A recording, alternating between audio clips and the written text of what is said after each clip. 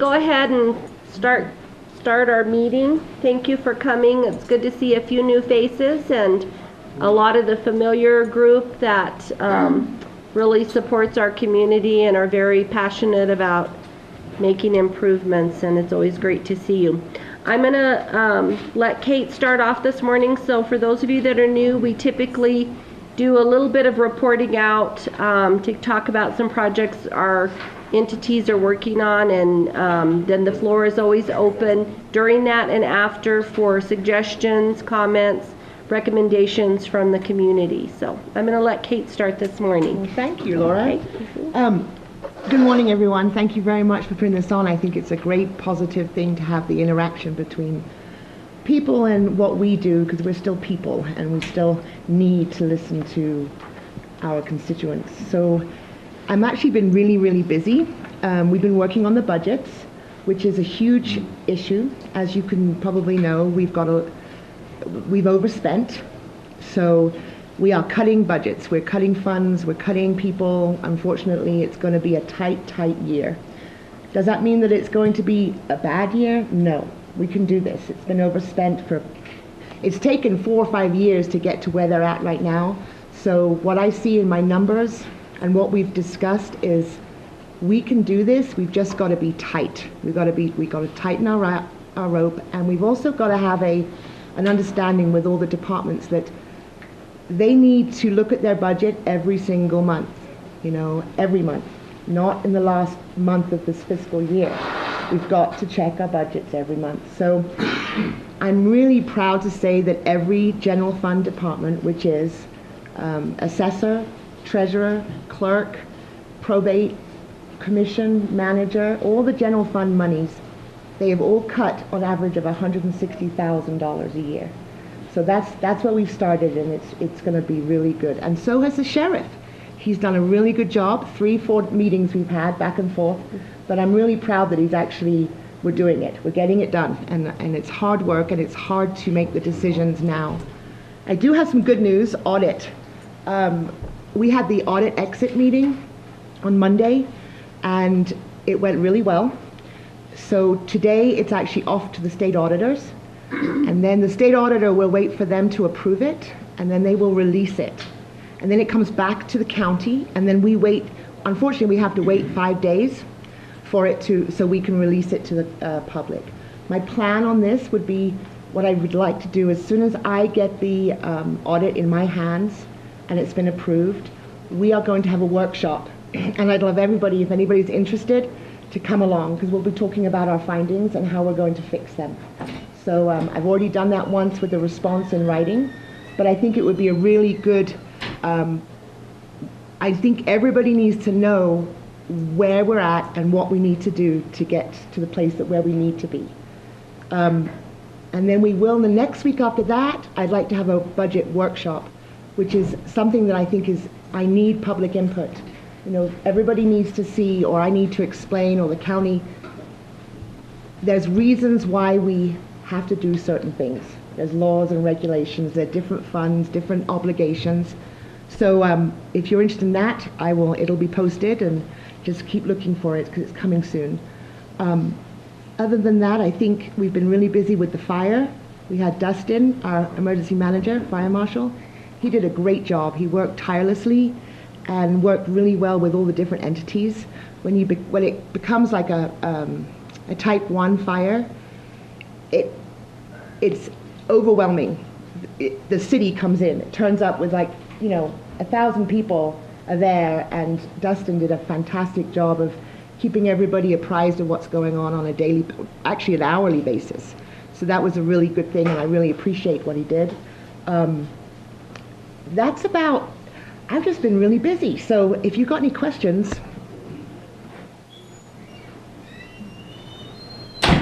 With regard to the fire, I've totally forgotten about that.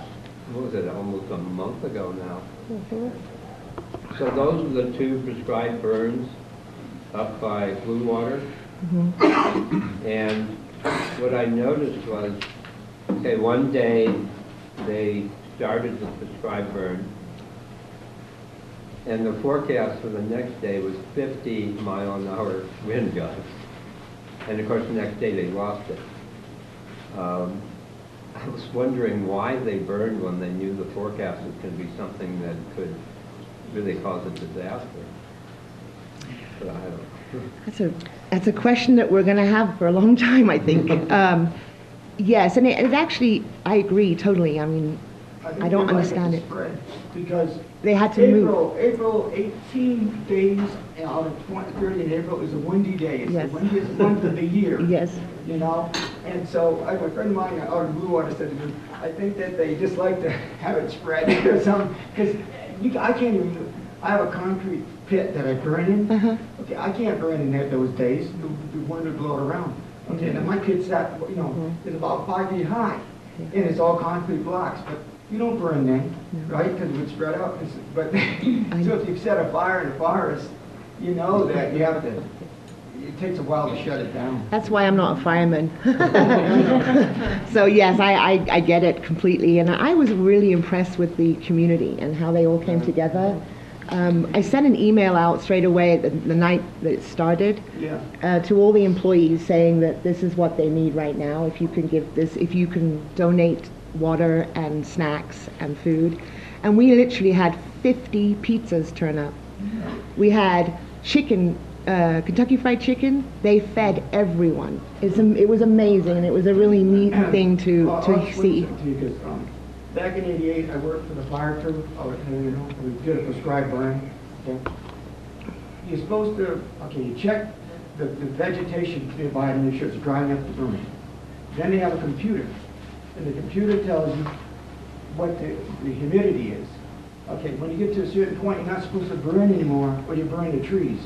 Yeah. Like in the summer, you better quit by 12 o'clock, otherwise the heat takes it up, right? And so they have so if they go by their computers, they would know exactly what's going on. They should have also know what the wind's going to go too. But it's, a lot of it's computerized when they're doing those burns, prescription burns. So I happened to be at a meeting with the Forest Service on Tuesday that week that the fire started up. But the forest ranger, the head district ranger, talked about that they had started their prescribed burn on Monday or a day or so before. And they did know the wind was coming, and he said, we are predicting heavy winds, so they're shutting everything down today. They were trying to get it contained, and then at the public meeting, they explained that they had everything under control, and then they had 4 other fires break out that were man-made fires. And so they had to send parts of their crews off. Had that not have happened, they felt like they could have contained it, and they did know the wind was coming. They talked about it at a meeting on Tuesday with us and said, we've got heavy winds coming in the next couple of days, so we're going to be shutting it down. So I think for us it's kind of confusing because we don't know the science around prescribed burns, but they did talk about a prescribed burn just doesn't happen. It's 10 years in the planning. 10 years in the planning for where it's going to be, when it's going to be, and there's a lot of science related to it. And so part of the issue too, I know Alvin was apologizing at our meeting that we were having, that there was so much smoke in the area prior to the fire getting out of control. So part of it is they have to have a little bit of wind, because if you don't have a little bit of wind, then it sticks around and it causes a lot of health issues for the people who live in those areas. So, it's a science, and sometimes things go wrong, though, it doesn't quite pan out the way you thought it was, or the wind changes directions, or more wind than you predicted, but they did take all those things into consideration. I always prefer what they do out in the Zunies, where they log it first, put all those logs down at Mount Taylor Mill Works, and it creates all these jobs.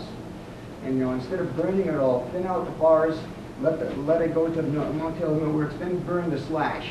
That's always been my feeling, Like if you look out in the Zunies where they did the job, if you go out on behind the where the landfill is, and you see all those trees all thinned out, and all those logging trucks coming down, and then they created all those jobs at Mount Taylor Mill Works, and all Right. that wood, I prefer that over prescribed burns.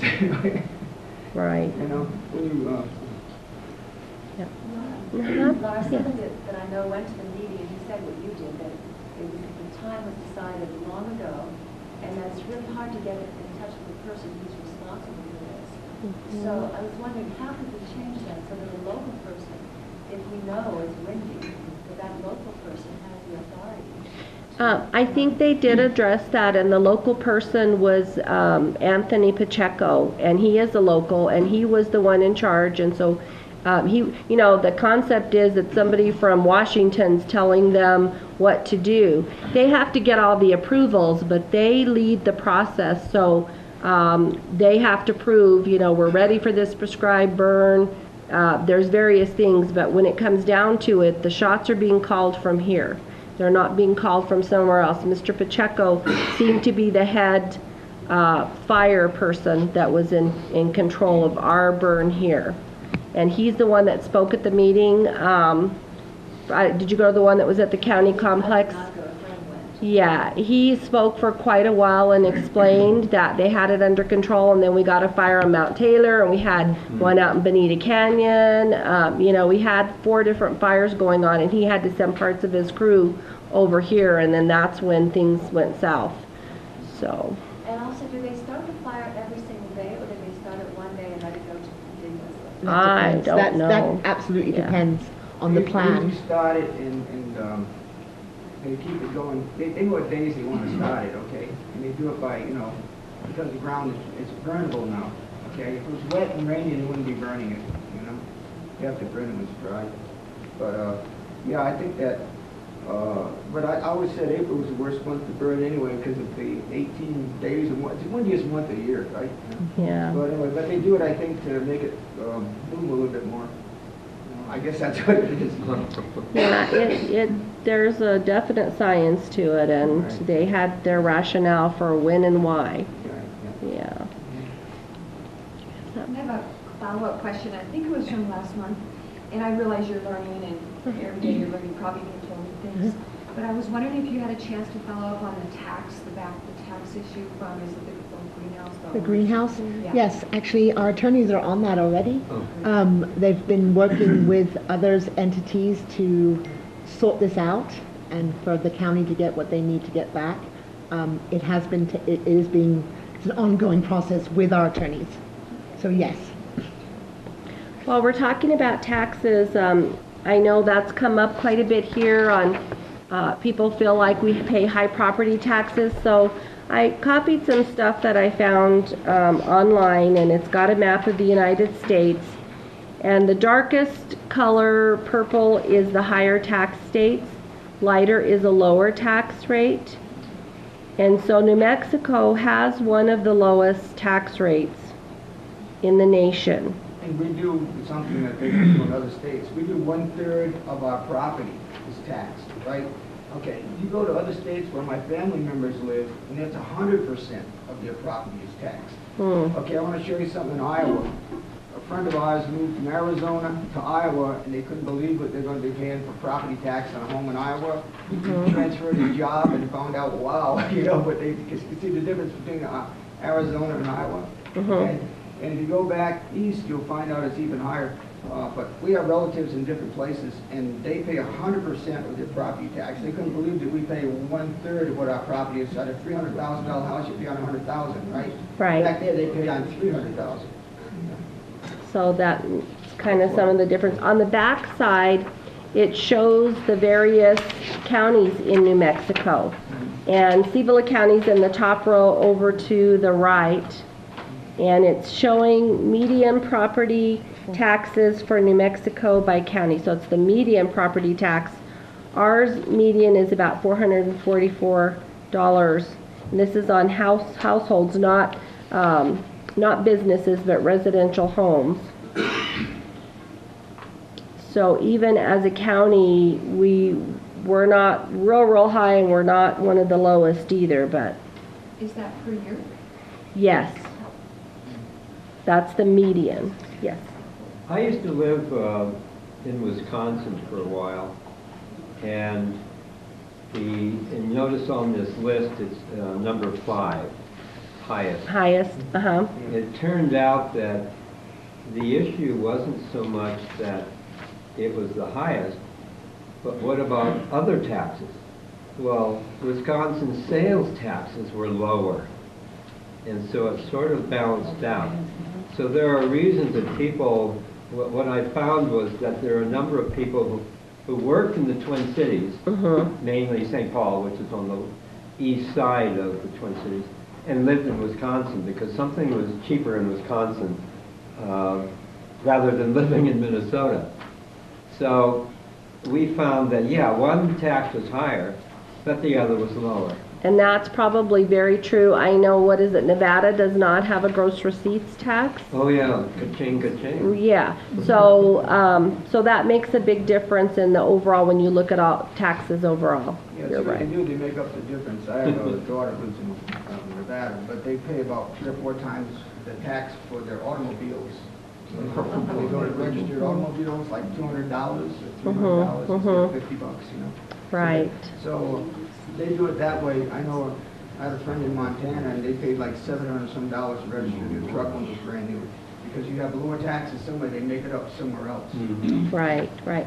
And, you know, if you think about it, if our property tax are lower, then that means our communities generate less dollars as well to do infrastructure projects and all of that. So, you know, there's a positive and a negative in some respects. For us as citizens, of course, we want our taxes low, but then we may not, our governments may not have as much money then to provide services and do infrastructure. We got word yesterday, the city of course is working on 1st and 2nd Street. I got a call from the DOT yesterday, and that we're looking at being given $1.5 million to work on 1st Street. The city will need to kick in another $5 million. And so this is not official yet, but the question to me was, we would have to kick in $500,000. So the question to me was, were we going to be able to foot the match? And so we told them yes, that we would foot that match. And so finishing the rest of 1st Street is probably around a $2 million project. We also got a little bit of funding that we were awarded probably 8 months ago for 2nd Street. So we're in the process of working with finishing the design of 2nd Street and trying to get that completed too. So those 2 roads are definitely high priority for the city. We're utilizing the state DOT funds, and then we're working on budgets now. So we're talking about allocating at least $1 million to work on our other city roads with the city's equipment. So at least $1 million, depending on how the budgets pan out, we may do more. We've talked before about back several months, we got a big gross receipts tax pool. The city, the county, and the village did. Several of us went to the New Mexico Tax and Rev and wanted to see the records. When I went, the records that they gave me did not really show me much, and so the gentleman said, you're going to have to make another request in writing and come again. So I made that request. Well, I got a call about a week ago, and I talked to 2 different individuals who were on a conference call with me, and they basically told me they didn't think I needed to come to see the records, that they didn't say there was a mistake made, but they said that we were going to be seeing an increase in the next few months. So I have a feeling maybe they found some mistake, and that they're going to be amending some stuff, and we'll be seeing that. So that'll be good. We have noticed our gross receipts are staying pretty average. We're averaging anywhere between 500 and some thousand to 600,000 a month in gross receipts, and of course that comes from sales at the stores, that the tax that the businesses charge. Let's see. I've set 2. Yes. With regard to 1st and 2nd Streets, I seem to remember a discussion here that some information was passed, and I'm not exactly sure about it, that one of them was going to be turned into a 2-way street. We've talked about that, and as we began working with our, one of the past engineers has really been helping us to obtain some funding. He gave us a little history, and I guess he said if we go through the process now of turning 1st Street into back to a 2-way, yeah, that it will not be eligible for the DOT funds. And so he's recommending to us that we wait to do that until we get it fixed. And then we can look at changing the direction. I saw the photo in the newspaper yesterday, it was one way. Photo or Yes, diagram. yes, whatever it was. yeah. So I went, oh. So that was good to know.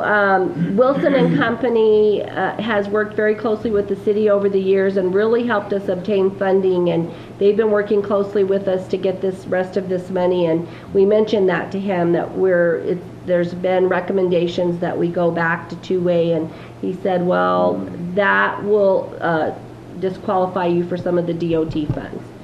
What about Secularis and that section of Roosevelt? I know it's not, it's state, between Roosevelt between First and Lobo Canyon. Well, one of our project person was told by someone at DOT that they are looking, we did make a request, and that they are looking at being the ones to do an overlay. So we'll kind of keep you posted to see if that comes to fruition, and that would be the DOT doing it themselves. Right. Not through the city. And but we did make a request, it's been about 6 months ago, that we would like for them to finish and do some kind of overlay right there from First Street going to Lobo Canyon's in bad shape. Yeah.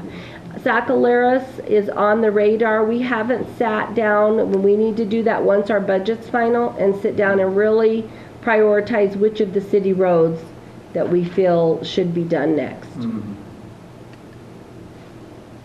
I sent 2 staff. They're going to be going in the next couple of days to Las Cruces to an outdoor economics conference, and basically it's a conference to help government entities look at successful strategies for creating outdoor recreation jobs. And so I thought that's something we keep talking about, that we have a wealth of things to do that are outdoor, similar to Moab, Utah, who's really cashed in on getting people to come and hike and bike and do all kinds of outdoor activities, and we have many opportunities here. So we're going to start looking at that. So I sent 2 staff to that conference. That'll be the next few days. My marketing team sent out letters to all the coffee shops, not all, but a lot of coffee shops in New Mexico, asking them to consider coming and opening a satellite here in our library, in that coffee shop. We've had 4 inquiries from those letters so far. We had a group from Gallup come over to tour the coffee shop and look at it.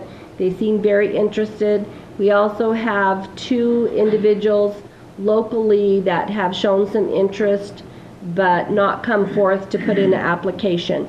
We changed our RFP to an application because we felt like many businesses weren't used to doing a request for proposals, didn't really understand that, so we titled it an application. And so we're hoping that that'll be less intimidating for business owners to want to start up an adventure in our coffee shop. The Historic Society, we have several volunteers among that group that are working in the old library right now. They're rearranging, cleaning up things, but they've been given many artifacts from our area, not just grants, but Cibola County. They're working on creating a museum that will house those artifacts and be available for viewing, and I'm not sure exactly how it's going to pan out, but they're working away in there and doing various work days, coming in and volunteering their time. We just hired a new staff at the library so that we could extend the hours, and I'm not sure exactly what those hours are going to be, but we're going to be staying open later to accommodate the daylight hours for people to come and visit the library. We have a local committee in town. It's called the LEPC, which is the Local Emergency Operation Committee. And it consists of a lot of our EMS, our firefighters, the county emergency manager, several county fire departments have representatives, the police. They're trying to gain more participation on their committee, so they invited quite a few people to come to that meeting, their last meeting this month. And one thing that I noticed when we had the fire, I felt like when we had the fire that communication was lacking a little bit. that initially communication went out kind of slow and it was sporadic and there was missing links, and then eventually we were almost overloaded and inundated with communication. So I think as a community we could work together to kind of talk about that and create, where's the communication going to come out? So probably a lot of you were like, well, where do I go for information? In Albuquerque, it's on Channel 7 or Channel 13. It's on the local news. And so in Grants, we need to figure out, is it the radio? Is it the county website? Is it the city's website? So I think more coordination so that in advance the public knows where the information's going to come out. And some, there's just a little bit more coordination. Absolutely agree with that. That's a... Yeah, so the one good thing when you have catastrophes like that coming about, it helps us learn where we have missing links, and so that's always good, especially because we didn't have anybody hurt or any structures burned, but it helped us learn where we can make things better in our community.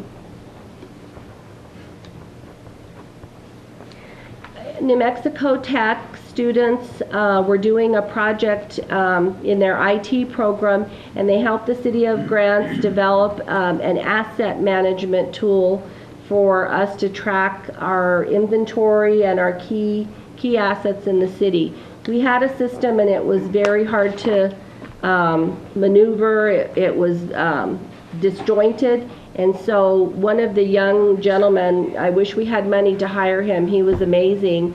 It was his senior year, and this was his graduation project to get his degree. But he created an asset management tool for us, and it didn't cost us anything except for, I believe they came to Grants 3 times, so we paid for their travel over here 3 different days. And he developed that for us. So we're looking forward to our staff entering all of our assets into this system. Which is also a mandatory thing for finding the audit. So right. It needs, every entity has to have an asset inventory and a correct one. So yeah.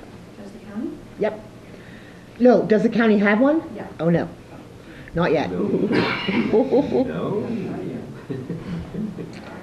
Which rule are we violating by not having this? We've just got a finding. It's just a finding. There's no, yeah, and I shouldn't say that actually. We do have one. It's just not effective, and it's not going to work. So that's a finding that we've already addressed, and we just need to get it done. You probably noticed a lot of the dirt work that's happening in front of Grants High School. That is our city street department is working on that, and it's part of a project we're doing in partnership with the schools. So it's going to help to make it look nice, but it's also a flood measure because a lot of that area floods. And so I don't know if you've noticed, I've seen them in Albuquerque, and I just had a meeting in Los Lunas where in front of their city hall they have very similar, they look like retention ponds basically. And in Los Lunas, theirs was all full of grass, which you could use it as a playing field or a place for people to picnic or have fun. And then in the very bottom is river rock and some drainage structures, so that when you do have a great big rain like we get once in a while, it captures that water from going onto your buildings and streets and then drains off. So it serves 2 purposes. It can be a field or a park, and then also a flood measure. And so that's what we're working on there. We're trying to have our street department do a lot of the prep works that would save us money, once we start working on that, from hiring another company to do that. The best thing it is filling that hole. And they are filling that in a little bit, making it a little bit. I noticed that because, Yes. before it was like a mosquito trap anyway with all that thing. Yes. And that wasn't done until they did that one street. Remember they fixed that corner? It was part of Roosevelt project. Right, yeah. So now it looks Yeah. like the water's going to head for the San Jose like it used to. Right, like it's supposed to, Okay. right? Yeah, it's supposed to Right. drain off there, yes. I think I talked about the gross receipts tax, and I may have mentioned last time, we now, any age can fish at the Riverwalk. So as long as you have a fishing license, it used to be just kids under 18 and disabled. Now any age starting April 1st could fish at the Riverwalk. Oh, I And want to bring up the thing about the Riverwalk. Mm-hmm. Okay, I've noticed that after school, sometimes, they need to monitor the river. After school, sometimes people are skateboarding on the gazebo. And Sunday mornings, I notice after church, I've seen them skateboarding on there too, instead of the skateboard park. You know, Yeah. and so they'll probably mess up the gazebo because they should be over there doing that, right? But I noticed they've been doing that like they used to in the old days, but they should be at the skateboard park, so maybe someone should just monitor the gazebo after school and maybe on Sunday afternoon or something, or morning, whatever, because they seem to, instead of going to the park, they're doing it on the gazebo. They're picking other locations. Right, yeah, well, the park has been, you know, skateboard park's just down the road for them. Right, You know? yeah. So I don't know why they're doing that now, but. They like a variety of avenues, and so, Kids, what are we gonna do with that? I know. I don't know if many of you have been to UNM campus, but they have the same issue there. They've got so many cement structures around there, and then you see people coming by, and they try to police that as well, to keep people with skateboards off of it. But, yeah. So I'd like to open it up if any of you would like to make some comments, suggestions. Well, I was gonna say, one thing, you know, you're talking about Moab. Moab doesn't have enough people to have a Walmart. You know, I've talked to them there and I've been through. But I can remember going by there, see, we have grandkids in Nevada and Utah, so we go by there. But in the 90s, they had nothing. They had one restaurant before they developed their plan for all that outdoor activity, you know? So you go there now, and they're building all these condos and all these other homes. It's been taking, you know, like 20-some years. You know, like we'll get going. Once we get going, we have a lot more people here, you know, but they gotta start building more hotels. And their hotels are outrageous, you know, like Hotel 6, $130 or something, you know. But, Right. so you never stay in Moab. But anyway, Stay somewhere else. but anyway, when I'm going somewhere and I stay somewhere, I'll stay at Price. You know, it's cheap. Anyway, you get anywhere near Green River, Moab, it's really high. But no, I was talking to people there, and they don't have enough population for a Walmart. But they have all these stores and all these other things that are all over the place because of all the tourism. And those streets are packed now. And one time they had nothing. You know, so Right. as we're working on ours, and we keep working, it takes a lot of years. Well, and it takes private business entrepreneurs as well. So Right. the city's not going to build a condo. It Oh, takes a no, private no, I mean that. developer. I'm not talking about that part. There was nothing there before. They started out with all the tourists, okay? Then it's worked like in the last 10, 12 years, but they started you've like got the 20 years traffic. ago. Yeah, little by little, it didn't start building anything else, you know, until they started adding a few more restaurants and things as the people came in and a few more motels, you know. Now Right. it's booming more because they have those, what do you call it, Jeep rallies all the time. Right, There's Jeep another tours one, and- another one, mhm. and the bikes. So basically, they're filled up with all the tourists. Yes, You know? yes. And so, but I'm saying, we can do the same thing, it's just gonna take years. You know, like we're working on it now, right, with the forest? Right. Yeah, and this didn't happen overnight. You're right. You know, It definitely It doesn't. took them the whole 90s until we got to the 2000s before it started to do something. Yeah, yeah, yeah. Good model for us, though. Yes. Oh, yes.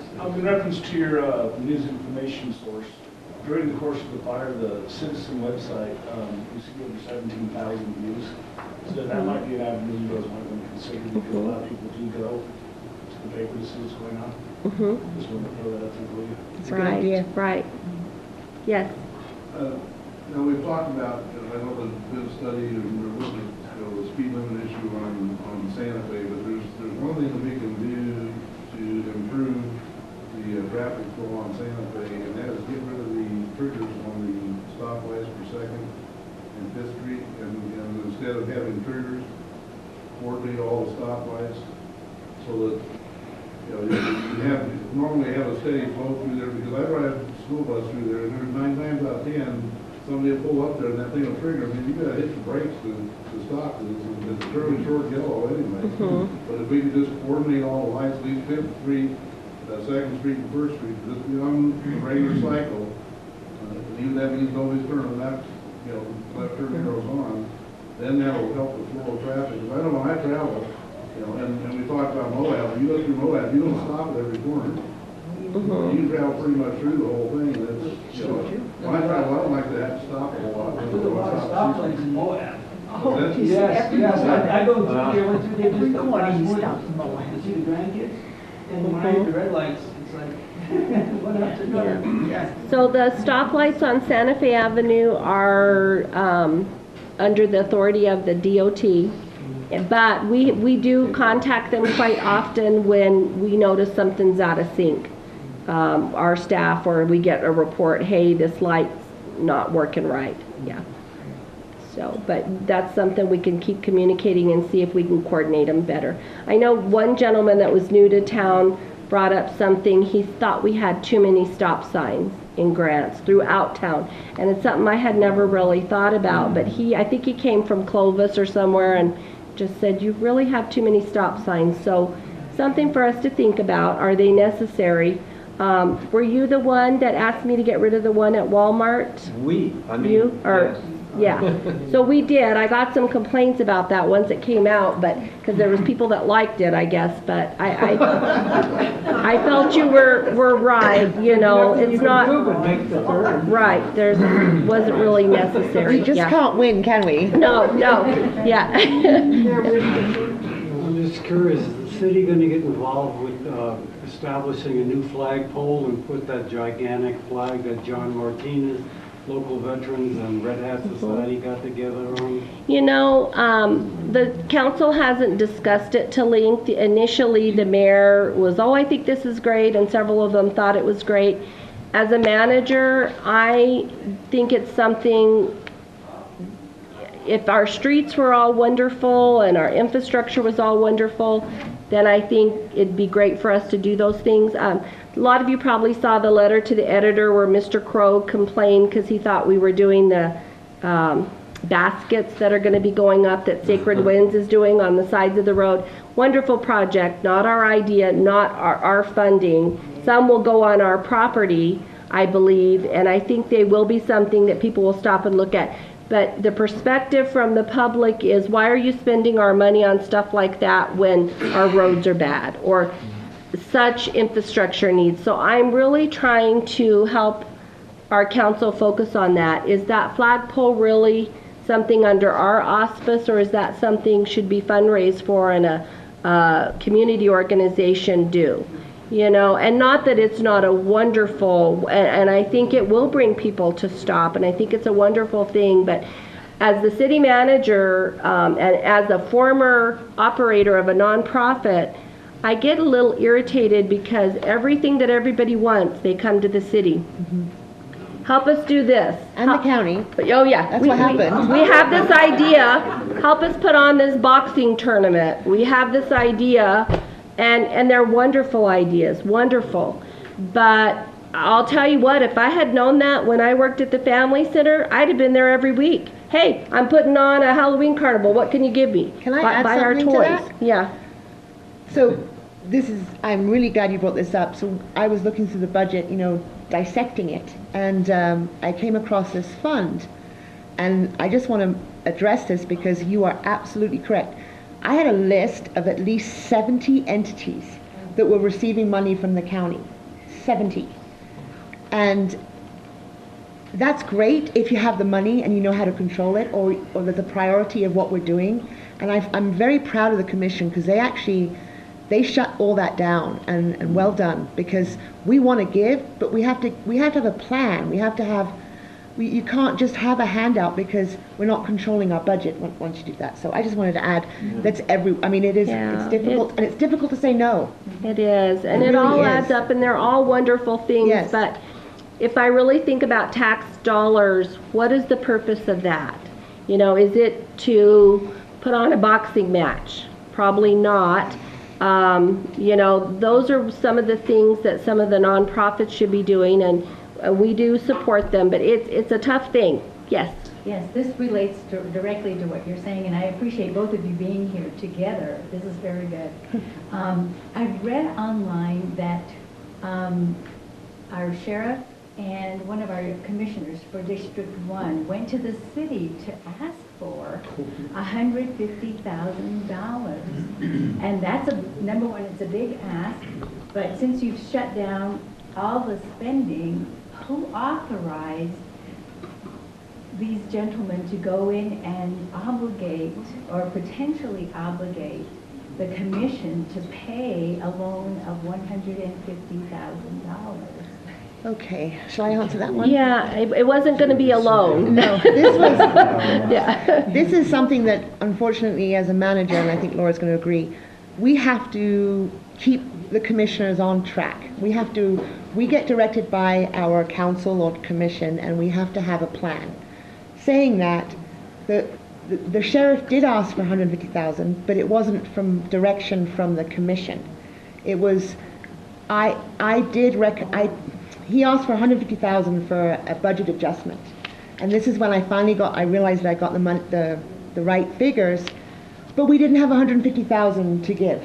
So when he came to the commission and asked for this, the commission asked me for my recommendation, and I did say, I recommend no. We have to shut down the spending. So after that, the sheriff was just trying to do, I think, what he felt was right, because quite frankly, he's overspending every year. And it's not his fault.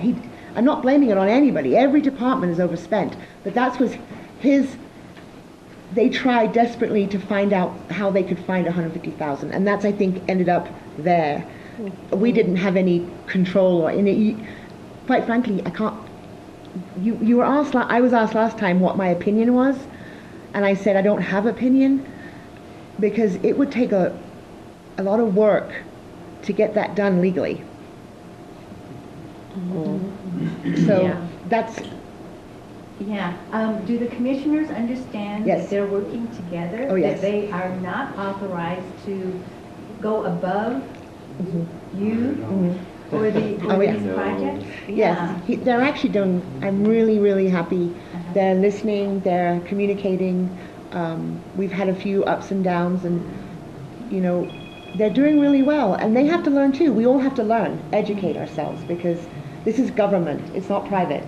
So there's rules and regs that we have to abide by. So yes, they are very in tune right now, yes. But those rules and regulations, they are obligated Yes, they to are. follow. Yes, they are. And do they have orientation? Yes, they do. They have a BIPO, and also I am training, like today, this afternoon, I'm going to be training with mileage and per diem and purchasing, procurement.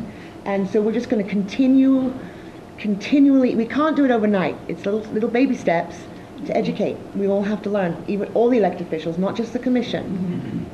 Is there one particular individual in the county government structure whose job is to keep these people in line? Go Yes. after Tony. Yes, Bob? I'd like to go back to the giant flag for just a minute and clarify something. There are all kind of rumors.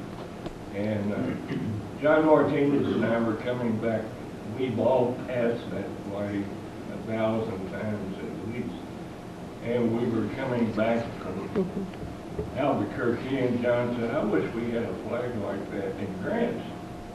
And I said, well, let's just go. If you don't ask, you don't get. So we went in there, and they were very cordial and helpful. And he said, I've got to talk to my general manager. So we ended up with a flag, which I still think is a wonderful idea. But funding of it, my office is now at home up in Rocky. I'm going back to my office and finalize a mailing to commercial businesses in the area and try to get some private funding. I was told by one expert that the flagpole itself, for a flag that's large, is right at 40 to 50 grand. That includes, it has to go into the ground as well. So, which is obviously, is always, it's a lot of money, but in our circumstances. So, we're going to the private sector. I just want to be sure the record. So, Mr. Sabro, I'm curious, are you concerned if the city were going to fund that? I wasn't asking for a handout. I just asked for material support, that's all. Oh, okay, We didn't do no. it privately, for all the veterans and the societies. just asking for moral support and physical support if we need some work done. So I'd It like to would add. be, Well, actually, I'd like to add something for what a proper procedure it would be for, we like to give. Commission, we want to. This is people's money, but we got to do it right. And at this time, right now, between maybe good timing would be February to April, your entities, your non-profit entities or organizations that are planning on certain projects and they want funding or they're going to request, that time is put it in writing. Write a letter to the county, write a letter to the city, so I can use that when we're doing our budget. So when we do our workshop, we look at all those and we say, okay, what can we do, prioritize, how is this going to help all the people? And that's how we do the workshops, and that's how we do our budget. So this time right now, if we can get used to writing letters and requesting it in writing, it's so much cleaner. And then we can actually budget it rather than wait until a minute and then, we overspent because we gave $150,000 to someone that, So we just need to control. It's not about not giving, it's about controlling and knowing what we're going to do. I understand. Yeah. Where, I guess I don't know, where is this flagpole? We don't have it yet. A flag was given, a big flag, and the talk is to get a pole and put it somewhere in Grants that you would be able to see it from the interstate. And like you do as you drive into Albuquerque, you could see it off to the left there at that RV place, yeah. Yeah. So wonderful idea, and of course I think most people love flags and they're very important to us. Just don't put it up on a windy day. Yeah. And somebody brought to my attention too that it'll probably have to get approved through the FAA because we have an airport nearby. Yeah. So that flashing red light on the top of the flag. Yeah. We'll have to have a Barbara. That is in process. Yeah. This is off topic. We have the Bikers and Bulls coming in now. And that's the American Legion that's doing some fundraising. Primarily, I believe it's for the ROTC, I believe. But this is also the season when the rodeo committee gets all their rodeo stuff going. And they bring in a whole lot of people from out of town because they've got the Native American groups that come in. They've got the senior rodeo people that come in from all over, even Canada. They come in from Canada also. And so if you haven't been out to the rodeo grounds for some of these events, you really need to go and check it out because it's a lot of fun. But they do need some local people besides those that are just coming into town. They bring a lot of money into the community. There's another event that's coming up June 8th, 9th, and 10th, and I'm going to ask Joanne Martinez to comment on that. So in my role as a board member, I'm a big project. We are going to have our event. We were a little bit concerned because we thought sports might be closed. So we were wavering and kind of in a panic about what we were going to do to move forward. So luckily for us, we've heard that that's not going to happen, so we're moving forward. We have the New Mexico Off-Road Biking Association, something like that, who's bringing about 200 people, out-of-towners, to stay in Grants at least Friday night. I'm not sure about both nights, but those are head-to-beds, right? So we're really happy about that. We also have the back room, the horse group. Just a lot of things going on. So it's in the planning phase right now. We really ask you to be patient with us because we lost our director and we kind of have an interim person there, and so we're basically having to do all of the work ourselves, and it's just the way it is. And so if you be patient with us, we'll get you the information just as soon as we can. We're planning to do a lot of exciting things in town to draw the people back to town. We're going to do a trail mix food contest where you have a great trail mix that you made for yourself at home, and you can bring it out, and we'll have a contest for that. And jumpers for the kids, just and some activities. Hopefully the Forest Service will be able to provide some activities for the children. The Back to the Future Foundations has also agreed to do something to help us. So it's really coming together for us as a community. And this really is a community event, but we want to try to bring people to our city, to our town, to see how beautiful this area is and how great the people are. Really. So that, to me, is what makes this town great. What is the date again? That's June 8th, 9th, and 10th. Thank you. Also, the Hard Hats and Boots Gala is that same day, so.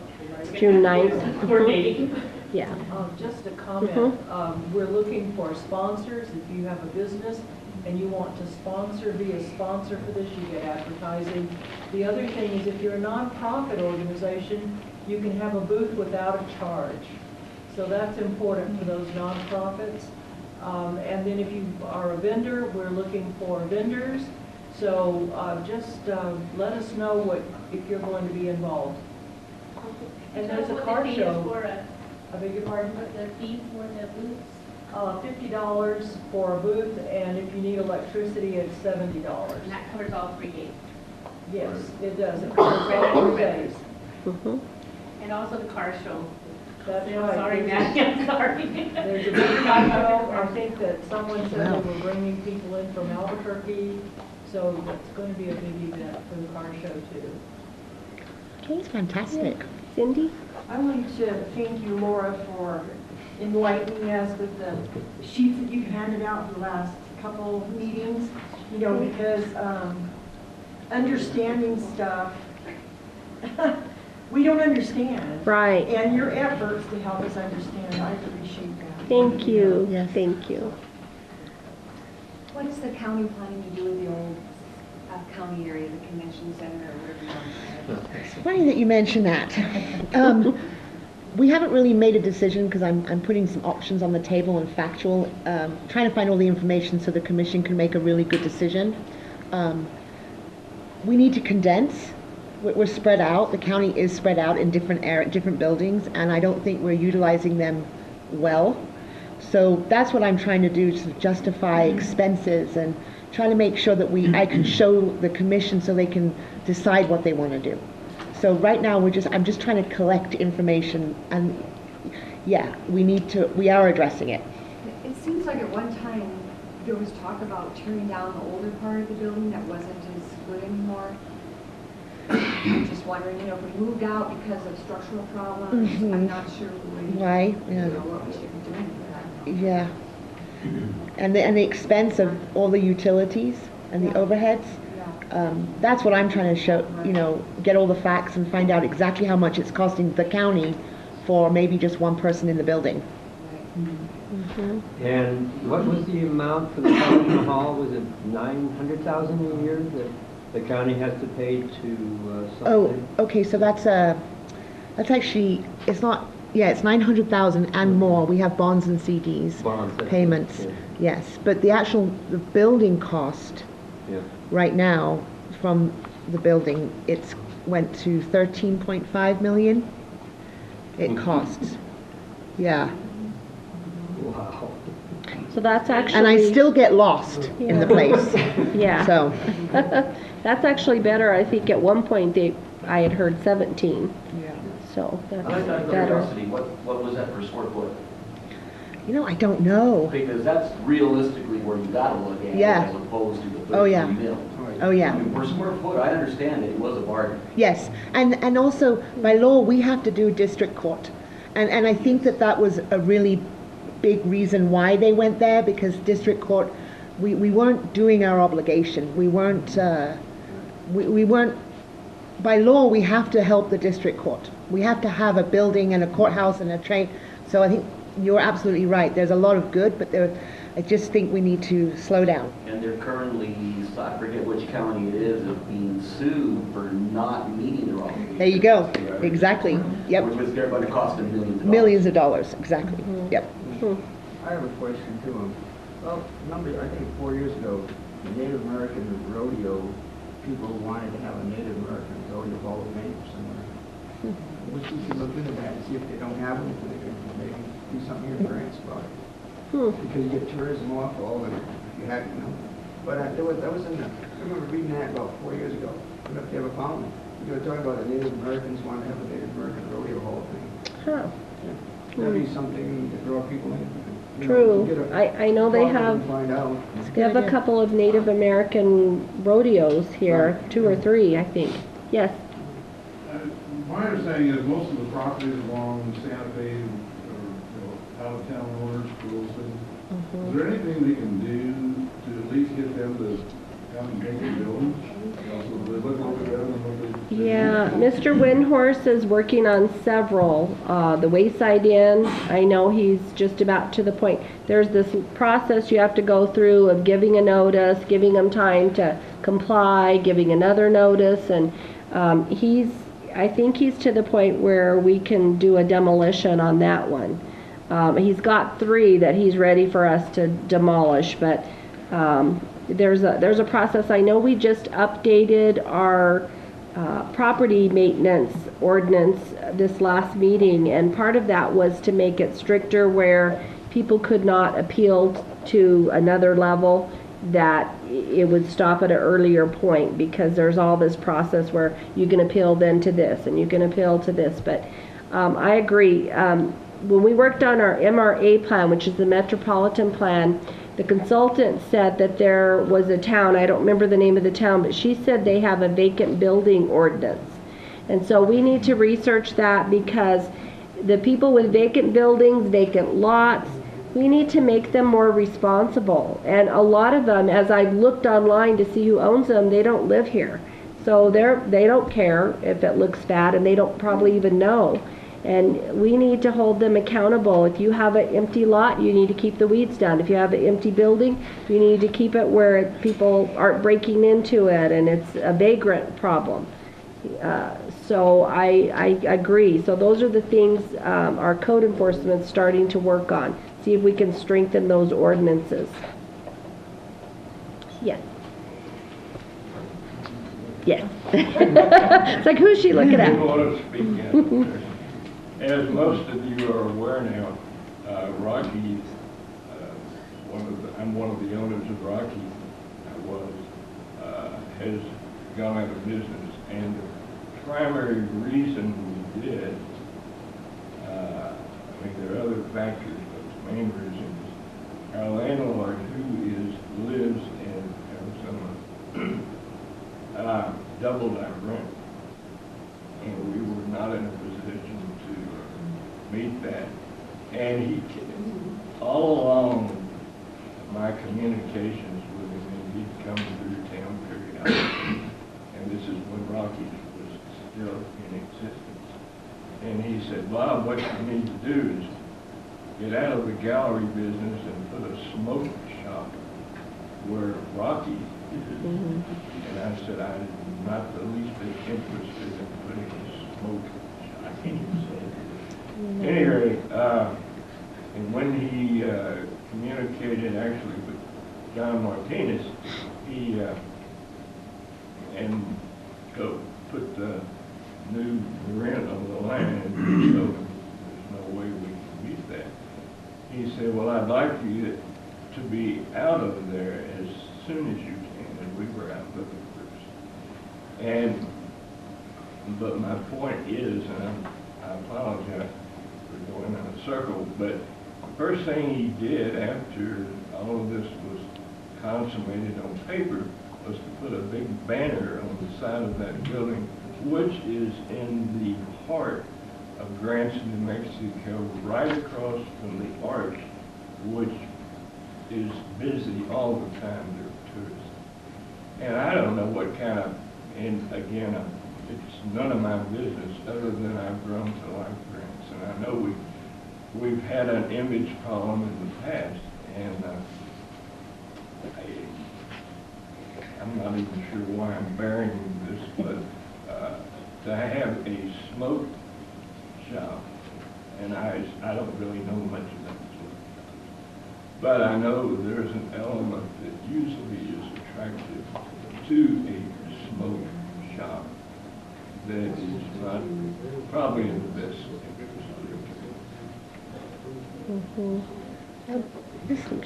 Thank you.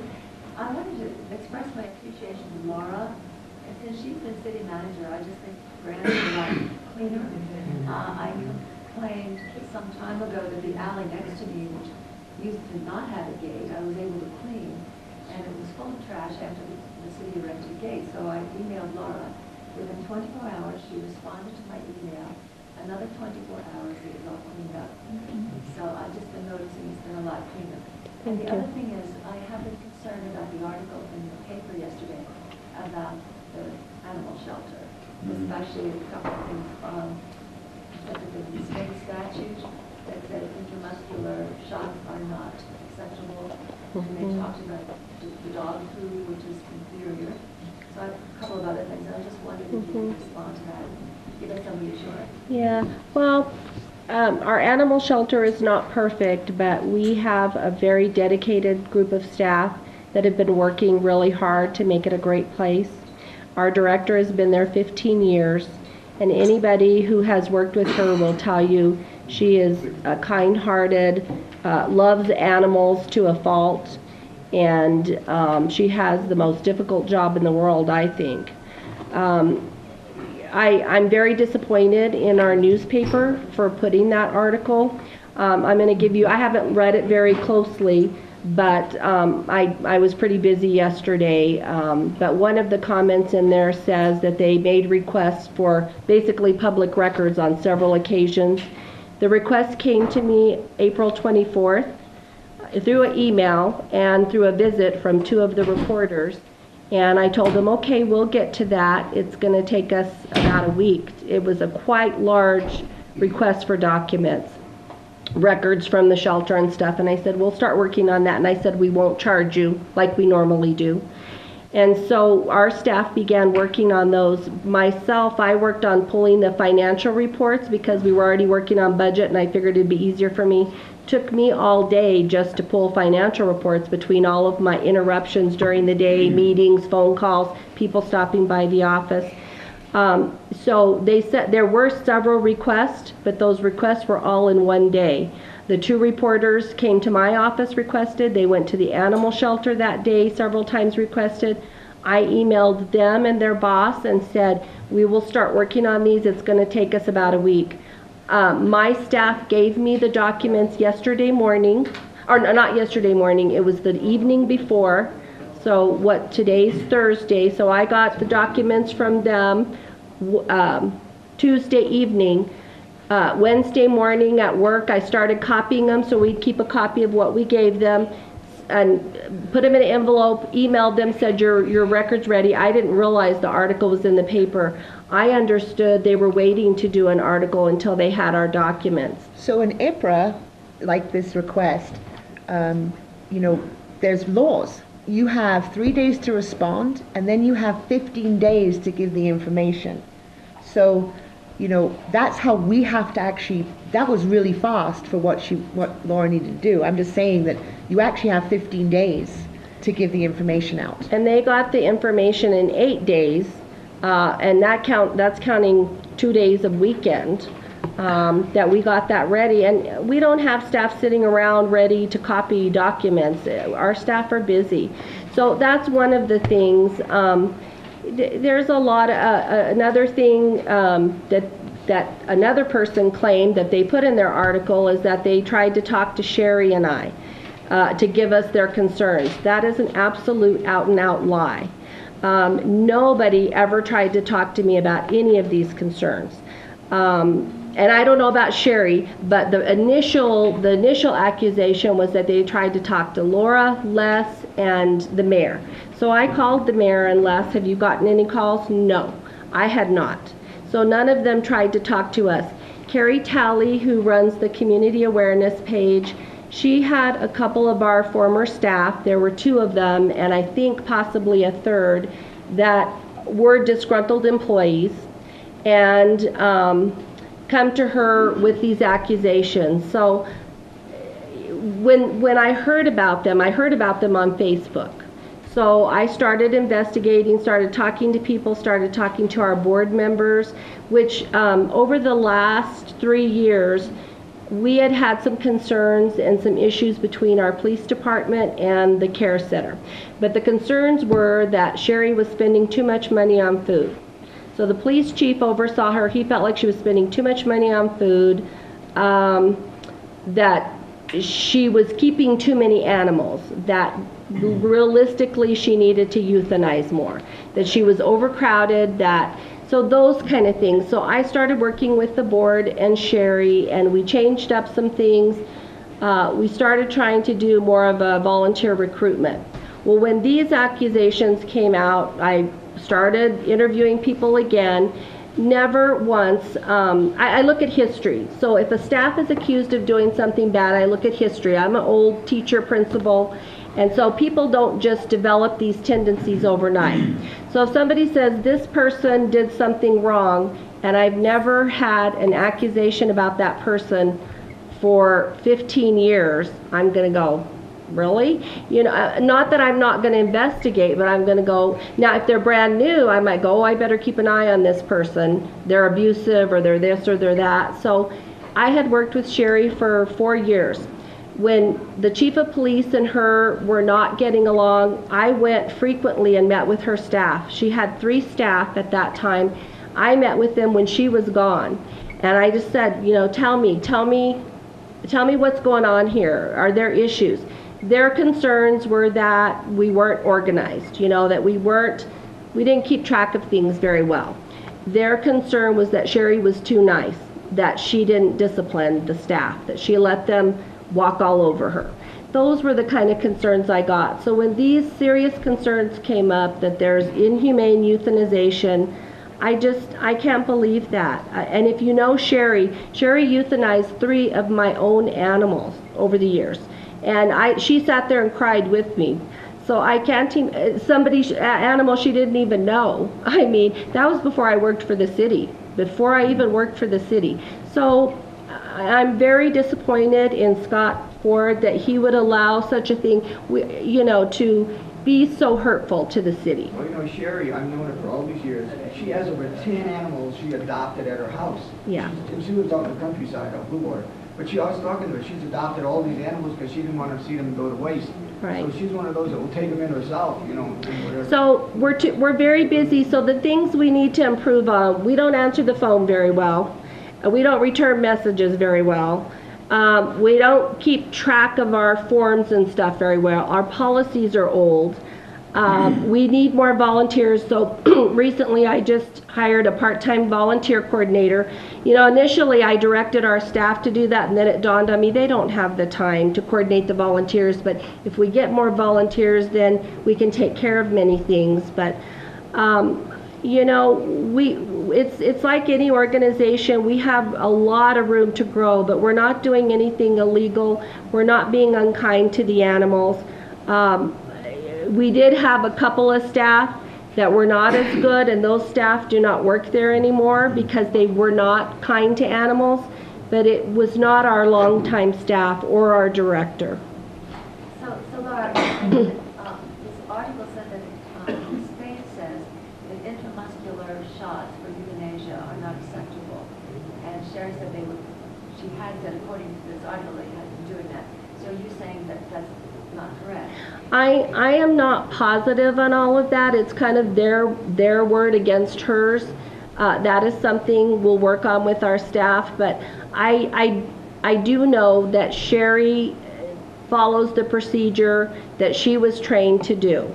And I don't understand all the difference. There's where you put it in the vein, you put it in the chest.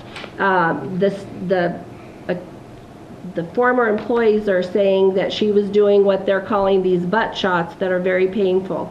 I don't believe, well, and then part of the issue, these individuals that are accusing that, they were the ones doing all the euthanasia since September.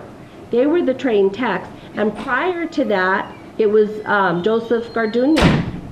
He was the trained tech. Sherry was the director. She wasn't out there euthanizing on a regular basis, not that she never did if people were gone and somebody brought in a very ill animal that needed to go down. But these people that are accusing of that, they were the ones administering the euthanization since September. That's over 8 months ago. And all these folks that are doing the implementation that you're talking about, they're all licensed with a state license?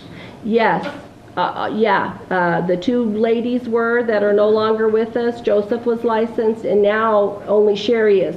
We have the new staff. We have 3 new staff.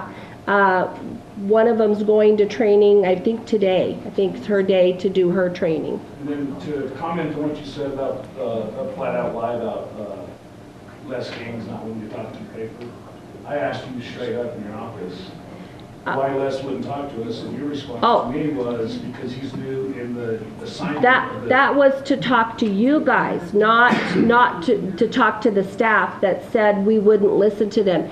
These people went to Carrie Talley and they put it on public community awareness that we were doing all these wrong things, and they told Carrie, and I think she believed them. So what we put to the They paper told about Les not wanting to talk to us is the truth, it's not a lie. no, Les did not, and that was after all of this. Les did not want to be interviewed by the reporters. They came and interviewed myself and Sherry. We spent 2 hours with 2 of the reporters, and then I guess they contacted Les, and he did not want to be interviewed. That is true, yes. The statement you made made it sound like we were thinking a lie, it's not. because we didn't. No, the statement said that that the people who went to Carrie told her that Sherry and Laura would not listen, so she didn't come to us thinking we wouldn't listen to her.